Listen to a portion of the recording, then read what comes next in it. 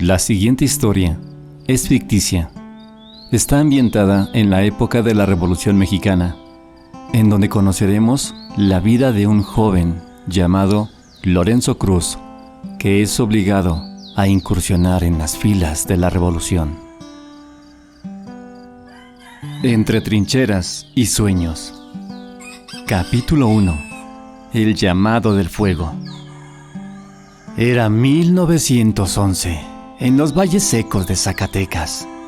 Lorenzo Cruz, un joven campesino de 24 años, se levantó con el sol como cada mañana, sin sospechar que ese día su vida daría un giro del que no habría regreso. El viento traía olor a pólvora lejana, mezclado con rumores. Las tropas revolucionarias se acercaban. Lorenzo no hablaba de política. Su mundo era la tierra, las semillas y las manos agrietadas de su madre, que tejía esperanzas con los ojos puestos en un cielo diferente. Pero aquel mediodía, mientras cargaba sacos de maíz en la carreta, llegaron hombres armados. Uno de ellos, con sombrero ancho y voz ronca, lo apuntó sin más. «Tú, muchacho, vas con nosotros. La patria te necesita». No hubo discusión. A Lorenzo le temblaban las piernas, pero no por miedo, sino por rabia. Nunca le habían preguntado qué soñaba, a quién quería, ni qué lado del conflicto abrazaba. Solo era un número más para empuñar un rifle que ni siquiera sabía cargar. La noche lo encontró junto al fuego de los forasteros, con la carabina al lado y el corazón en otro lugar. Le hablaban de justicia, de libertad, palabras bonitas. Pero él pensaba en su madre sola, en su burro que nunca aprendió a caminar derecho, en sus botas viejas que ahora pisaban rumbo al infierno. Y así comenzó su marcha, no por ideales, sino por sobrevivir, aunque el destino tuviera otros planes. Capítulo 2. Fuego y cenizas. El alba apenas delineaba las siluetas del campamento cuando Lorenzo fue sacudido por los gritos del comandante. «Levántense, perros. Hoy se toma Fresnillo o morimos en el intento». Con las manos entumecidas y los ojos aún pegados de polvo, Lorenzo obedeció. A su lado, un niño de apenas 15 años revisaba su rifle como quien acaricia a su perro. «Soy Tomás», dijo el muchacho sonriendo entre dientes sucios. «Esta será mi tercera batalla. No tiembles, nomás apunta donde veas humo». Lorenzo no respondió. El miedo le oprimía la garganta. Pero algo más le dolía: la rabia de estar allí sin querer estar. Marcharon entre nopales y piedras como sombras rotas. A lo lejos, Fresnillo ardía. Humo, estampidas, campanas doblando. El primer disparo no lo escuchó, pero sintió el silbido de la muerte rozarle el oído. Cayó al suelo, no por la bala, sino por el peso del mundo. En la batalla todo es confusión. Gritos, órdenes que se contradicen y sangre que no distingue bandos. Lorenzo se cubrió tras un muro de ruido y apretó el gatillo casi con los ojos cerrados. No sabía si había dado a alguien, ni quería saber. Al final del día, Fresnillo estaba en manos de los rebeldes. Lorenzo, con las botas empapadas en lodo y el alma hecha a pedazos, vio al cielo. No pidió perdón, tampoco gloria. Solo pensó: ¿cuánto de mí tendré que perder antes de que esto termine? Capítulo 3. El niño de los duraznos. Habían pasado 3 semanas desde la toma de Fresnillo. El batallón avanzaba hacia el sur, cruzando pueblos silenciados por el miedo. En uno de ellos, San Andrés, los recibieron sin resistencia. Las casas lucían vacías, pero el aroma a tortillas recién hechas revelaba que aún quedaba vida escondida entre las paredes. Mientras los soldados saqueaban comida y aguardiente, Lorenzo se apartó. No soportaba ver cómo los que decían luchar por justicia robaban como cualquier bandido. Entonces lo vio. Un niño de no más de 7 años, de pie frente a un duraznero.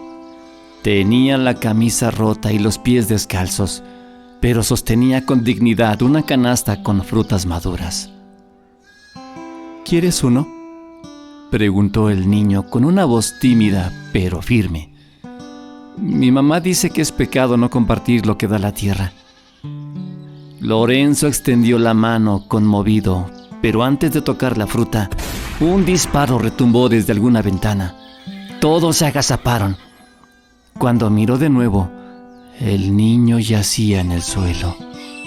Su canasta había rodado, desparramando duraznos que rodaban sobre la tierra como lágrimas doradas. No hubo venganza, ni honor, solo silencio. El francotirador escapó y la tropa siguió su camino. Pero Lorenzo no pudo. Esa noche, sentado junto a un fuego que ya no le daba calor, recordó las palabras del niño. Lo que da la tierra, lo que da la tierra se comparte.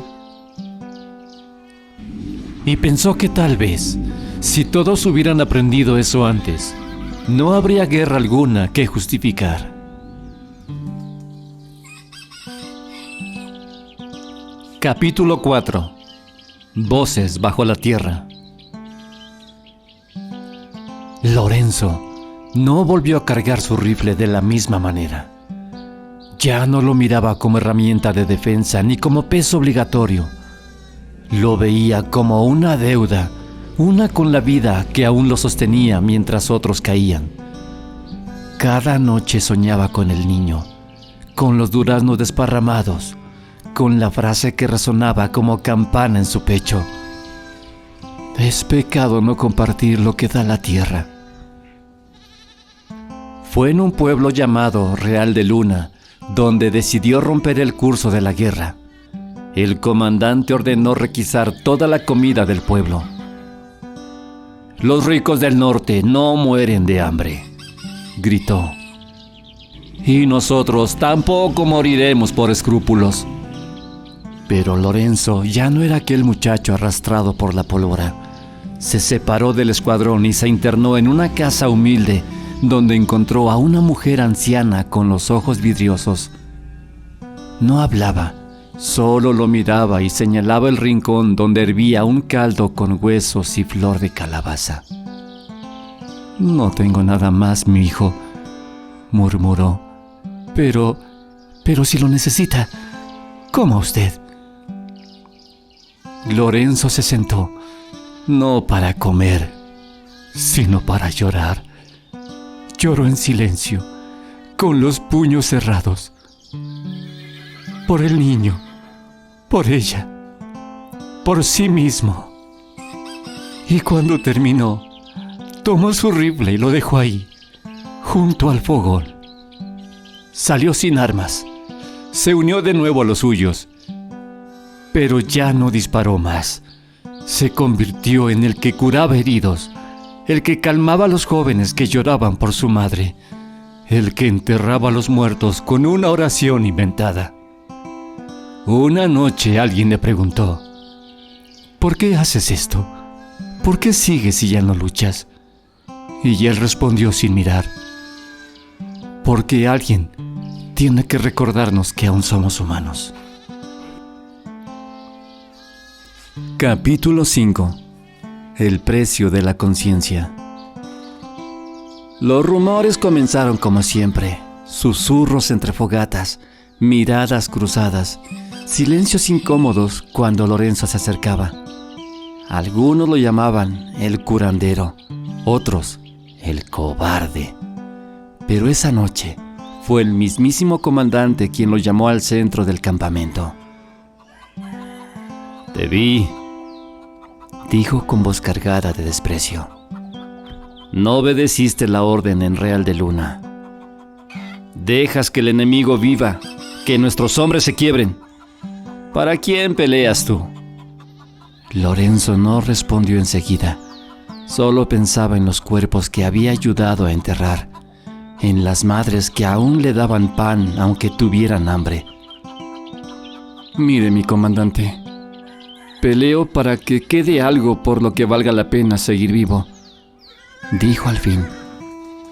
«Aunque sea solo un poco de humildad entre tanta ceniza». El comandante se acercó, la mano en el cinto. Pero una voz interrumpió el momento. Era Tomás, el muchacho con quien compartió su primera batalla. Ya no era el niño de antes. En sus ojos había visto morir a muchos. «Déjelo, general. Si no fuera por él, yo estaría muerto. Lo necesitamos». El silencio fue espeso. Finalmente, el comandante escupió al suelo y se marchó, dejando a Lorenzo de pie, libre por ahora. Pero la tregua era frágil. Días después, un ataque sorpresa dejó al comandante malherido, tendido entre los escombros de una iglesia destruida. Nadie se atrevía a acercarse. Lorenzo lo encontró solo, sangrando, la voz apagada. «Tú, muchacho, no me debes nada», dijo el viejo con dificultad. «Déjame morir». Lorenzo se arrodilló a su lado. Sacó el botiquín improvisado que cargaba desde San Andrés y empezó a tenderlo con manos firmes. «No, comandante, no te salvo por ti. Lo hago por los que aún creen que no somos bestias». Y en ese momento, por encima de rifles y órdenes, Lorenzo se volvió algo más, un testimonio viviente de que, incluso en la guerra, el alma puede elegir no pudrirse. Capítulo 6. Semillas entre ruinas. Después de salvar al comandante, Lorenzo no recibió medallas ni honores, solo silencio. Algunos lo miraban con recelo, otros con algo nuevo en los ojos: respeto. Días más tarde, llegaron a un pueblo arrasado por ambas banderas. Casas abiertas como libros tristes, muros con nombres escritos en sangre, gallinas que picoteaban entre casquillos oxidados. Allí, Lorenzo decidió quedarse un tiempo. Solicitó permiso para organizar a los pocos sobrevivientes, mujeres ancianas, niños sin padre, campesinos mudos de dolor. «¿Y tú qué vas a hacer?», le preguntó un teniente. Lorenzo respondió sin dudar: «Lo mismo que hacían mis padres, sembrar». «Eso haré, señor, sembrar». Pidió semillas a los ranchos cercanos. Reparó techos con tablones derribados. Enseñó a los niños a leer con papeles arrancados de volantes de guerra. Incluso uno de sus compañeros, un joven sargento, dejó el fusil para ayudarlo. Se llamaba Elías. Había matado antes, pero ahora cavaba surcos. No todo fue fácil. Hubo soldados que se burlaron.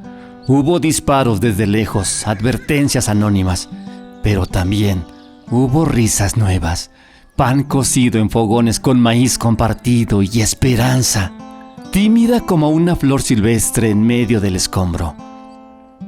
Una noche, sentado con Tomás, el muchacho aquel, ahora endurecido por la guerra, Lorenzo le ofreció un trozo de pan. «¿Tú crees que todo esto sirva de algo?», preguntó Tomás. Lorenzo miró el campo donde brotaban las primeras milpas. Tal vez no lo veamos tú o yo, pero alguien lo hará y dirá: aquí hubo guerra, pero también vida. Capítulo 7. Aquello que florece. La pequeña comunidad crecía como si la tierra, harta de guerra, quisiera recordar cómo dar fruto. Lorenzo seguía sembrando, curando, enseñando. Ya casi no hablaba de la guerra, pero la guerra aún hablaba de él. Su nombre corría entre los campos como un rumor de otro mundo posible. Una tarde llegó una mujer con un niño en brazos. Habían caminado días para encontrar aquel lugar del que hablaban los campesinos. El niño tenía fiebre. Lorenzo la recibió sin preguntas. Le ofreció un catre, una infusión, una sonrisa tranquila. Aquí nadie llega tarde, le dijo. Esa noche, mientras el niño dormía, ella le preguntó: ¿por qué no te fuiste cuando tuviste la oportunidad? Lorenzo pensó un momento. Luego respondió: porque si me iba, ¿quién se quedaba a contar otra historia? Esa frase quedó vibrando como un rezo, y al día siguiente, un grupo de soldados desertores llegó al pueblo. No buscaban pelea, solo refugio. Lorenzo los miró a los ojos. Estaban rotos como él lo estuvo. Les dio herramientas, no armas. Así, sin bandera ni discurso, su ejemplo empezó a multiplicarse. Había más risas en las calles, más niños jugando, pero en el horizonte se acercaba una sombra. La guerra, herida en su orgullo, no perdona a quien siembra paz entre ruinas. Capítulo 8. Capítulo final. Lo que permanece. Fue una madrugada fría, como si el cielo supiera lo que iba a pasar. Lorenzo estaba revisando el huerto con Elías, cuando un disparo retumbó desde la loma. No fue un ataque, fue una ejecución. Un grupo de soldados, los del régimen que aún veían en él a un desertor, a un agitador, a una amenaza, lo habían seguido hasta ese rincón de paz. No hubo juicio, solo palabras afiladas. Nos enseñaste a desobedecer, escupió el capitán, y ahora otros creen que pueden sembrar justicia en vez de imponerla. Eso te hace más peligroso que un ejército. Lorenzo no suplicó, solo miró al horizonte, donde los primeros rayos del sol besaban los tallos verdes del maíz que él mismo había sembrado. No soy peligroso, dijo en voz baja. Soy consecuencia. Lo ejecutaron ahí mismo, entre los surcos. ¡Malditos cobardes! Tomás fue el primero en correr, pero cayó de rodillas junto al cuerpo. Elías llegó después, y luego los niños y las mujeres, y hasta algunos soldados desertores que soltaron sus armas. Nadie dijo una palabra. Solo lloraron. Porque no lloraban solo a un hombre. Lloraban a todo lo que en él había florecido. Días más tarde, alguien, nadie supo quién, clavó una cruz de madera en el campo, con una inscripción sencilla. Aquí cayó uno que no disparó, pero cambió el rumbo de muchos rifles. Y ese rincón no volvió a ser el mismo. Años después, cuando la guerra terminó y la historia cayó sus nombres, los hijos de aquel pueblo seguían contando la leyenda de Lorenzo Cruz, no como un héroe, sino como un recordatorio de que aún en la oscuridad más violenta hay quien elige sembrar luz.